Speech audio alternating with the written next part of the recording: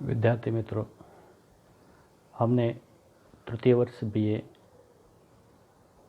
विषय प्रयोजनमूलक हिंदी इस विषय का पाठ्यक्रम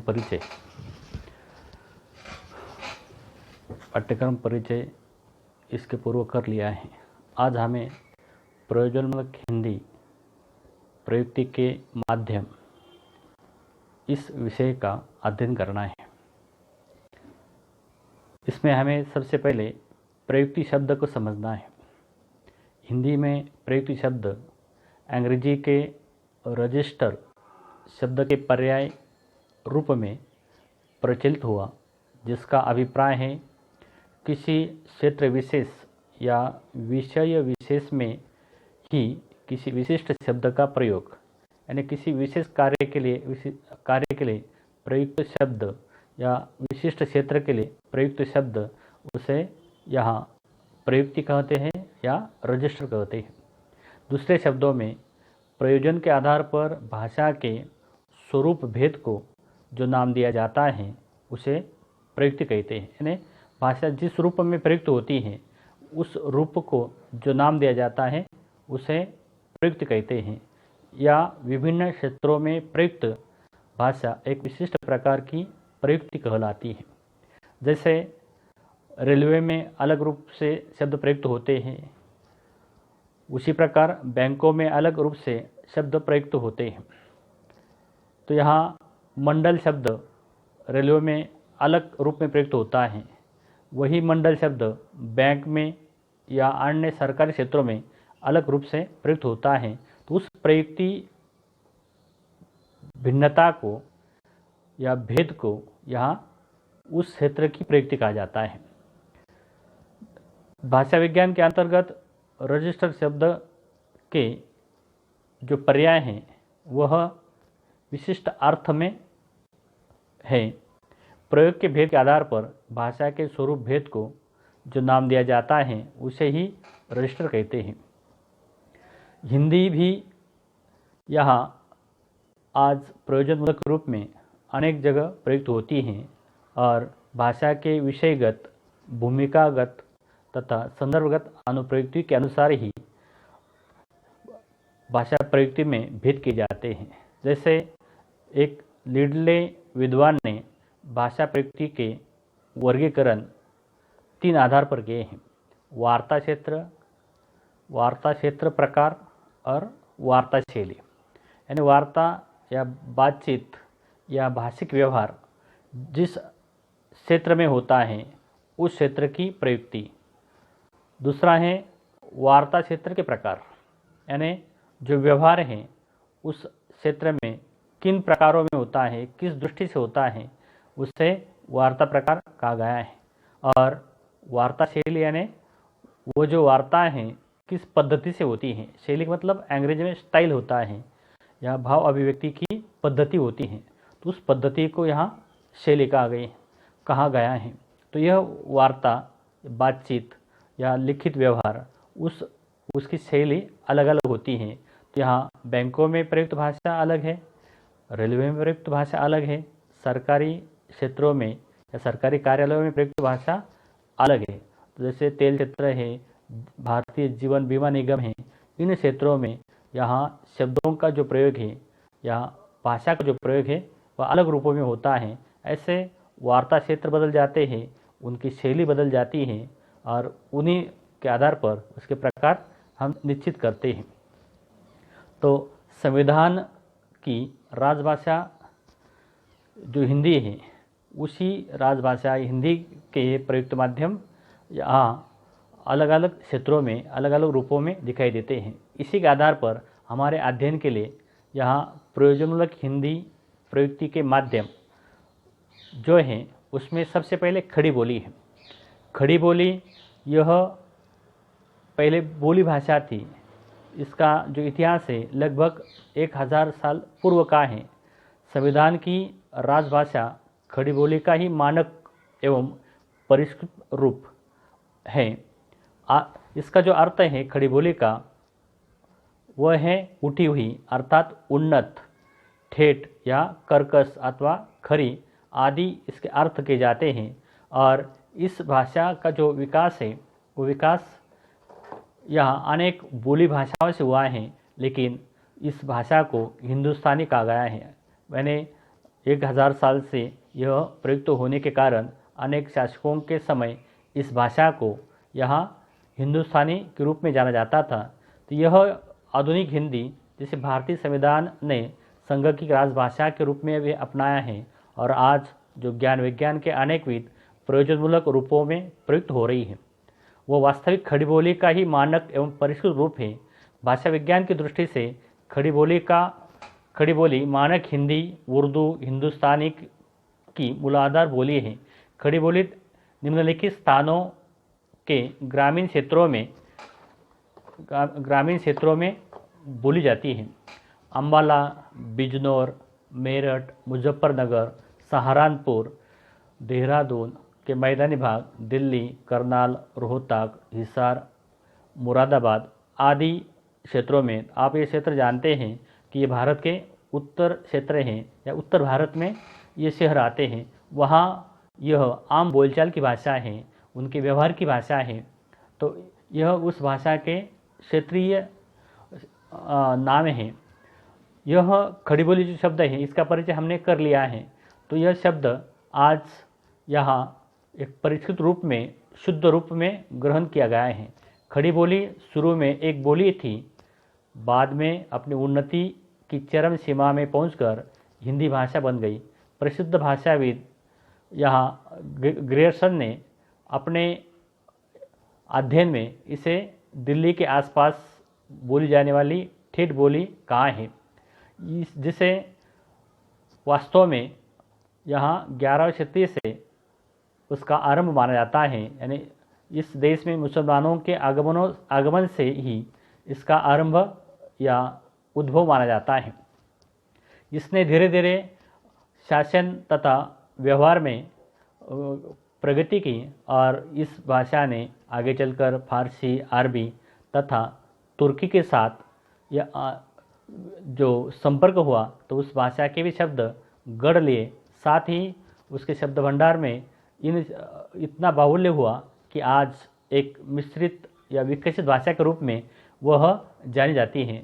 वैसे साहित्य क्षेत्र में खड़ी बोली के आदि प्रयोग हमें गोरखवाणी तथा बाबा फरीद शररगंज की बानियों में भी मिलते हैं, परंतु खड़ी बोली शब्द का प्रयोग सर्वप्रथम सन 1803 में फोर्ट विलियम कॉलेज के भाषाविद लल्लूलाल जी ने अपने ग्रंथ प्रेम सागर तथा सदल मिश्र ने अपने ग्रंथ नासिकोतो उपाख्यान में किया है। यही से खड़ी बोली के विकास की प्रक्रिया हुई। खड़ी बोली नागरी लिपि में लिखी जाती है, यानी देवनागरी लिपि में लिखी जाती है और गद्य साहित्य के विकास हेतु उसने बड़ा कार्य किया है। धीरे धीरे इसमें उर्दू, फारसी, अरबी, तुर्की, अंग्रेजी तथा भारत की अन्य भाषाओं के शब्द भी आते गए और उसका व्यवहारिक तथा प्रयोजनमूलक रूप विकसित होता गया, जिससे आधुनिक हिंदी का बहुमुखी विकास हुआ।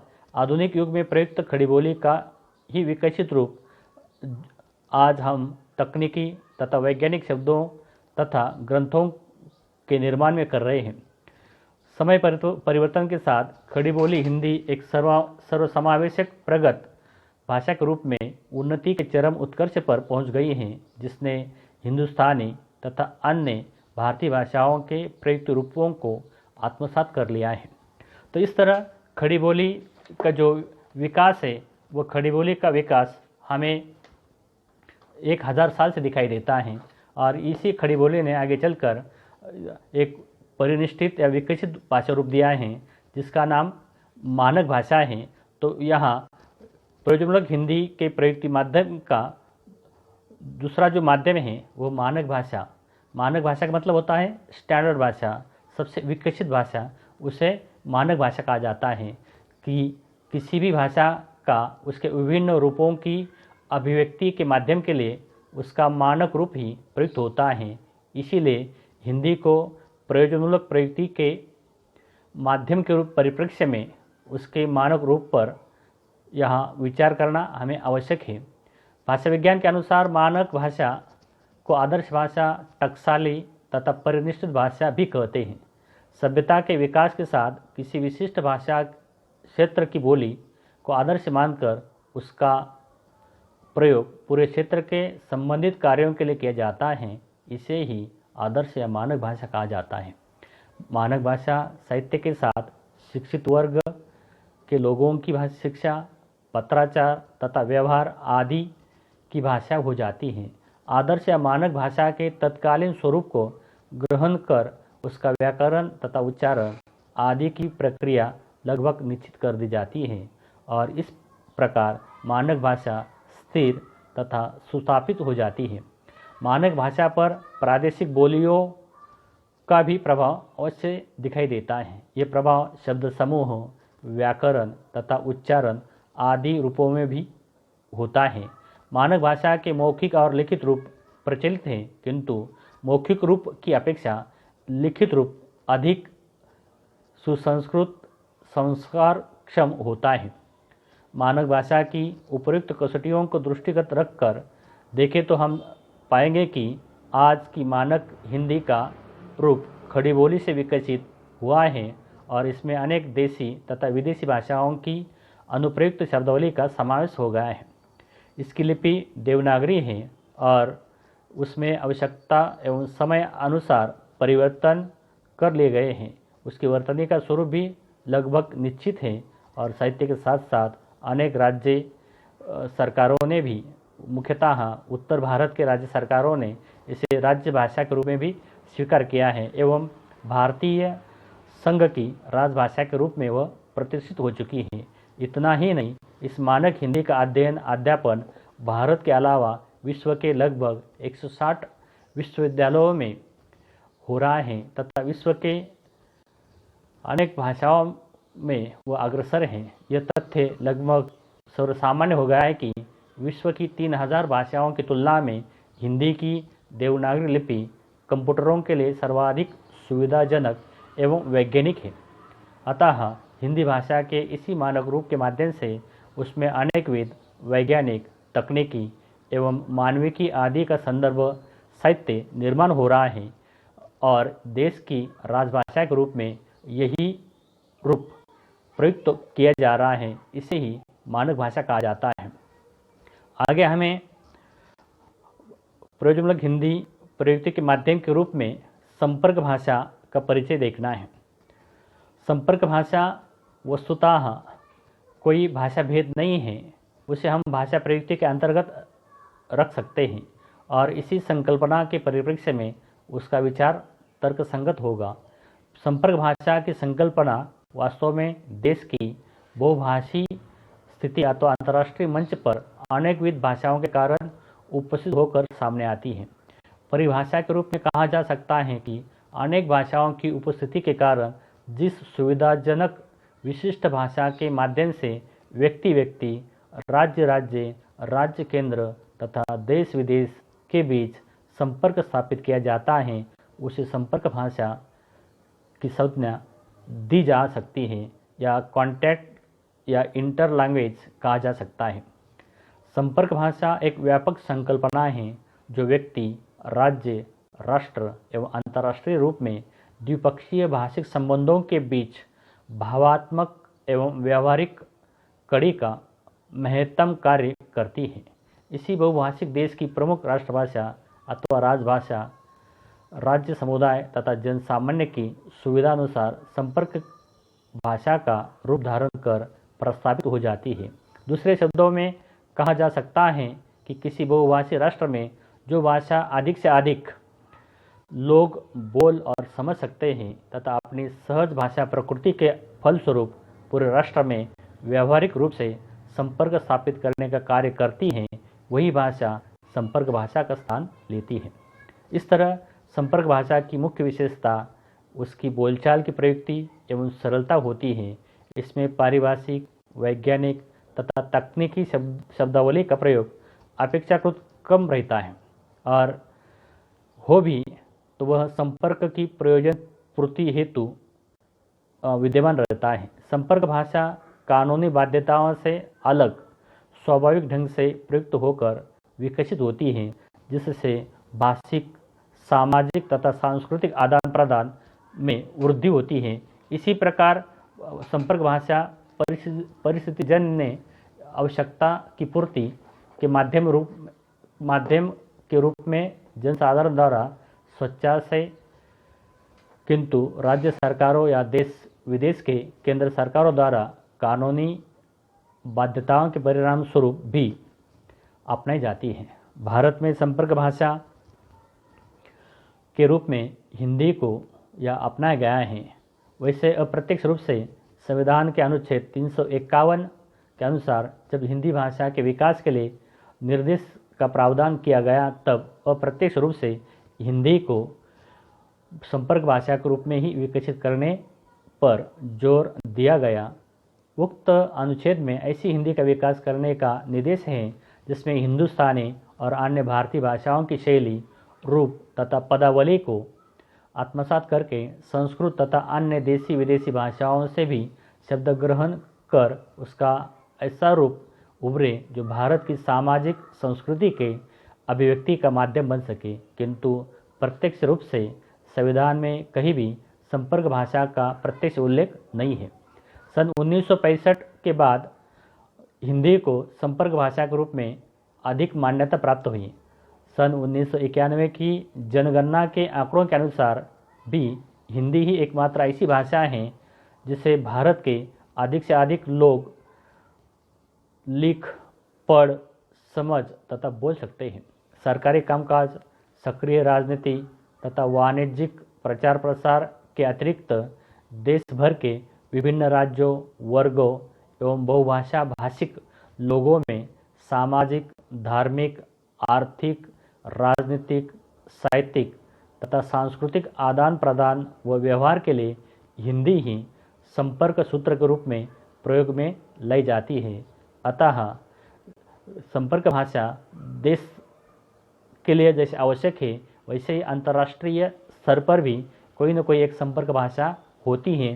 जैसे अंग्रेजी है, अंतर्राष्ट्रीय स्तर पर अंग्रेजी संपर्क भाषा के रूप में प्रयुक्त की जाती है और विश्व के अधिकतम देशों ने इसे परस्पर व्यवहार एवं राजनयिक स्तर पर संपर्क भाषा के रूप में मान्यता प्रदान की है। इस प्रकार संपर्क भाषा किसी राज्य के लिए, किसी देश के लिए और किसी पूरी दुनिया के लिए आवश्यक है, तो ऐसी भाषा यह संपर्क भाषा कहलाती है।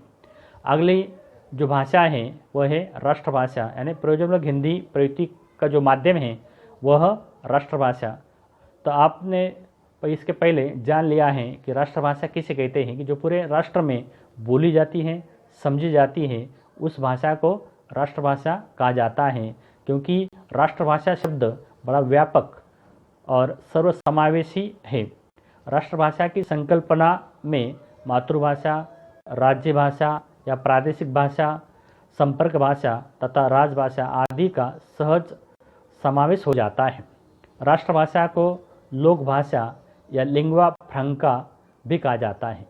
सामान्यतः जिस भाषा का प्रयोग संपर्क और अन्य व्यवहार में संपूर्ण राष्ट्र के अधिक से अधिक लोग करते हैं, जिस भाषा को राष्ट्र के अधिक से अधिक लोग लिख, बोल तथा समझ सकते हैं और जो भाषा राष्ट्र की आत्मा को सक्षमता से पहचान कर उसे अभिव्यक्ति प्रदान करती हैं, उसे राष्ट्रभाषा कहते हैं या नेशनल लैंग्वेज कहा जाता है। भाषा विज्ञान की दृष्टि से देखा जाए तो कह सकते हैं कि राष्ट्रभाषा विशेष की भाषा जब अत्यधिक उन्नत बनकर महत्वपूर्ण स्थान ग्रहण कर लेती है और उसका प्रयोग देश के सार्वजनिक कार्यों में प्रमुखता से किया जाने लगता है, तब वह राष्ट्रभाषा के रूप में प्रतिष्ठित होती है। राष्ट्रभाषा का संबंध राष्ट्र की परंपरा, संस्कृति तथा सभ्यता से जुड़ा होता है।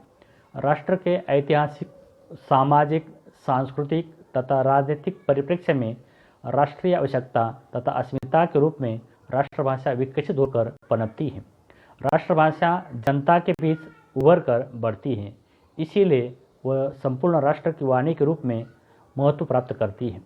बहुभाषीय राष्ट्र में उस राष्ट्र की केंद्रीय भाषा राष्ट्रभाषा के रूप में विकसित होकर स्थापित हो जाती हैं, जैसे हिंदी, वो सर्व जगह या सभी राज्यों में उसे लोग समझते हैं।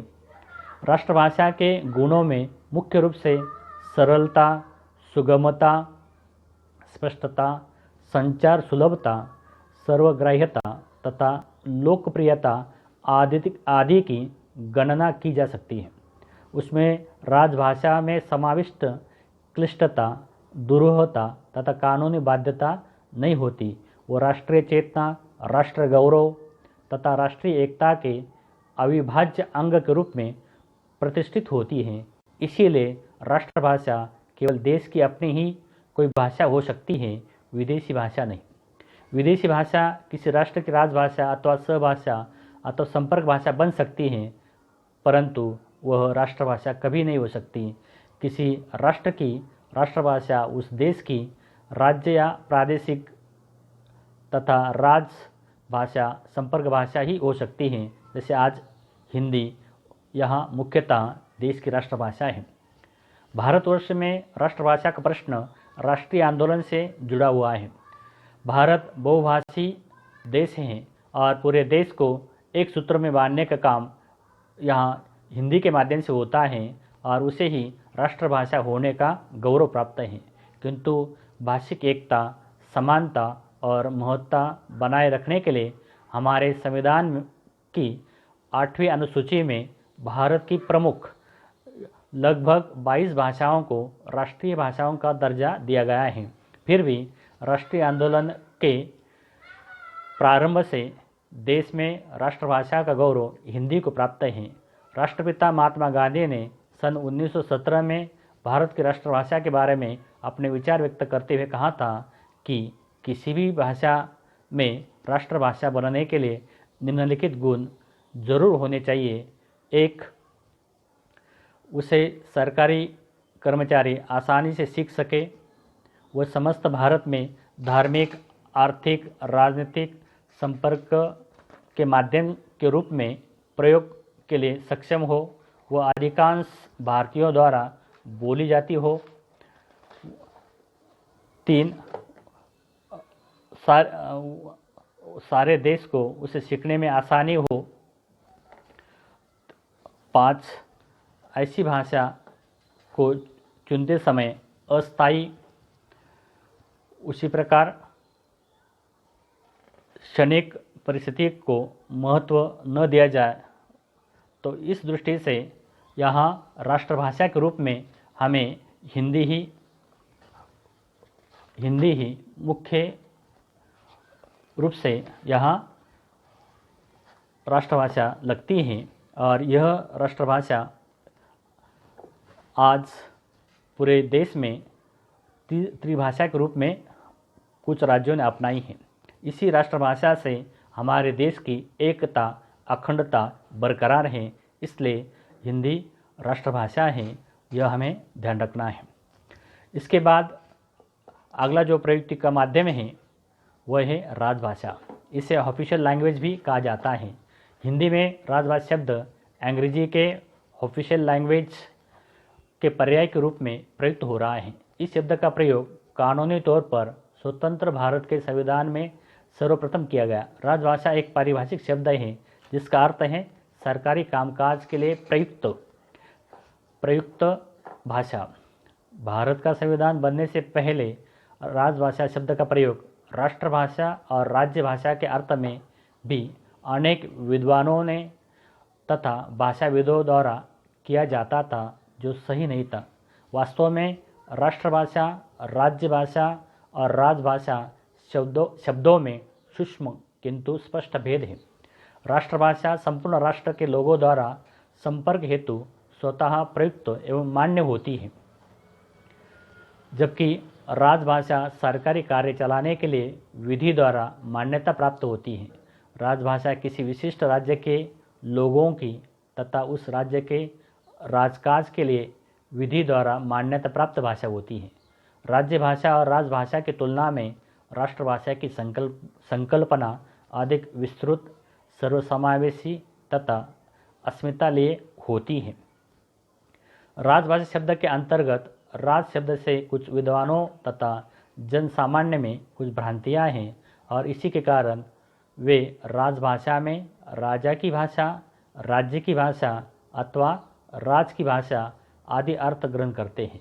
वस्तुतः जैसा कि पहले स्पष्ट किया जा चुका है, राजभाषा एक पारिभाषिक शब्द है जो सरकारी कामकाज में प्रयुक्त भाषा के अर्थ में लिया जाता है।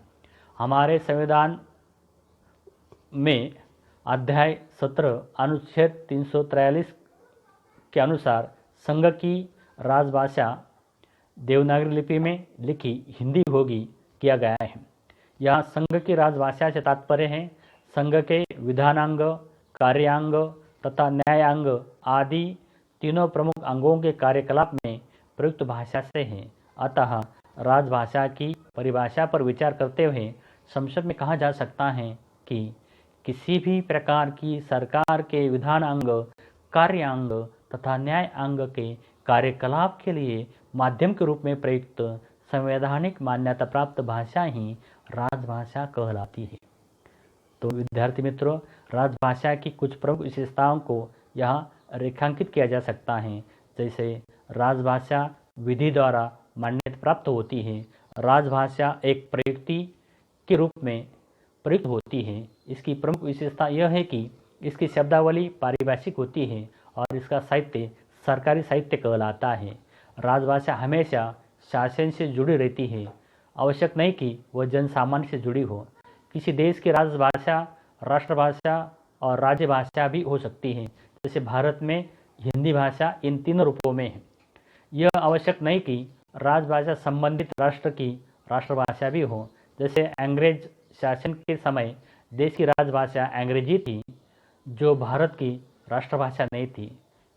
तब देश की राष्ट्रभाषा हिंदी थी, राष्ट्रीय आंदोलन की भाषा हिंदी थी। किसी राष्ट्र अथवा राज्य में एक या अनेक भाषाएं राजभाषा के रूप में विद्यमान या विधि द्वारा मान्यता प्राप्त हो सकती हैं। क्योंकि राजभाषा सरकारी कामकाज से जुड़ी होती है, इसीलिए इसमें पद लालित्य, अलंकार, मुहावरे आदि का प्रयोग कभी नहीं होता और अपेक्षित भी नहीं है। इसके विपरीत इसकी शब्दावली एकार्थक, निश्चित अर्थ में पद प्रयुक्ति तथा भाषा अत्यधिक औपचारिक तथा नीरस होती है। संविधान के अनुच्छेद 343 के अनुसार संघ की राजभाषा के रूप में हिंदी को अपनाया गया है और इसी के साथ उसके विकास के लिए भी संविधान के अनुच्छेद 343 से लेकर 351 तक अनेक निर्देश दिए गए हैं। एक ऐसी हिंदी के विकास करने के लिए निर्देश दिए गए हैं जो भारत की सामाजिक संस्कृति के सभी तथ्यों की अभिव्यक्ति का माध्यम बन सके। इस प्रकार संविधान मान्यता के साथ राजभाषा के रूप में हिंदी की प्रयोजनमूलक प्रयुक्ति निरंतर विकासमान है। तो विद्यार्थी मित्रों, आप लोगों ने यहाँ पाठ्यक्रम के अनुसार प्रयोजनमूलक हिंदी प्रयुक्ति के जो विविध माध्यम हैं, वो भाषिक माध्यम हैं, उस भाषिक माध्यम का यहाँ परिचय कर लिया है। और आप लोग इस आधार पर स्वाध्याय के लिए प्रश्न लिख सकते हैं कि प्रयोजनमूलक हिंदी